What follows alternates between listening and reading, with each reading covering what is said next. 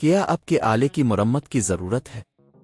ہم مفت تشخیص پیش کرتے ہیں، بغیر کسی فون سفر کے آپ کے دروازے سے لے کر واپس کرتے ہیں۔ مرمت سے پہلے قیمت بھیجتے ہیں اور صرف آپ کی منظوری کے بعد آگے بڑھتے ہیں۔ سادہ، شفاف اور پیشہ ورانہ۔ تفصیل میں link. Dyson SV14 vacuum cleaner میں ڈیٹیل کی تبدیلی کا عمل آسان ہے اور آپ اسے گھر پر خود کر سکتے ہیں۔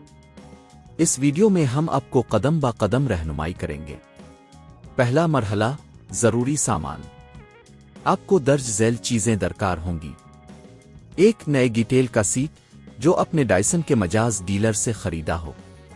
2 ایک چھوٹا سکریو ڈرائیور۔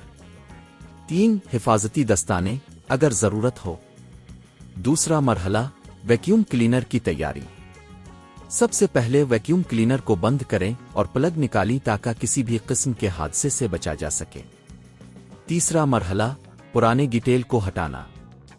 ویکیوم کلینر کے نیچے جا کر پرانے ڈیٹیل کا جائزہ لیں۔ اگر کوئی پیچ موجود ہو تو اسے سکریو ڈرائیور کی مدد سے کھولیں۔ ڈیٹیل کو آہستہ سے باہر نکالی، یہ ممکن ہے کہ آپ کو کچھ زور لگانا پڑے۔ چوتھا مرحلہ، نئے ڈیٹیل کی تنصیب۔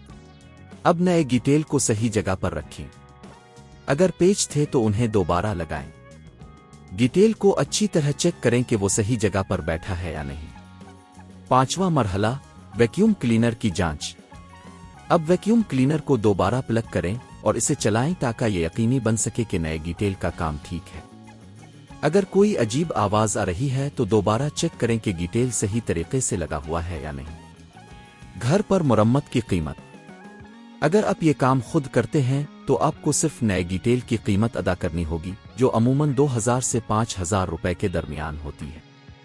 اگر آپ کسی ماہر کو بلاتے ہیں تو مرمت کی مکمل قیمت میں محنت کی قیمت بھی شامل ہوگی، جو تقریباً 1000 سے 3000 روپے ہو سکتی ہے۔ آج ہی یہ تبدیلی کریں اور اپنے ڈائسن SV14 ویکیوم کلینر کی کارکردگی کو بہتر بنائیں۔ کیا آپ کے آلے کی مرمت کی ضرورت ہے؟ ہم مفت تشخیص پیش کرتے ہیں، بغیر کسی فون سفر کے آپ کے دروازے سے لے کر واپس کرتے ہیں۔ مرمت سے پہلے قیمت بھیجتے ہیں اور صرف آپ کی منظوری کے بعد آگے بڑھتے ہیں۔ سادہ، شفاف اور پیشہ ورانہ۔ تفصیل میں لنک۔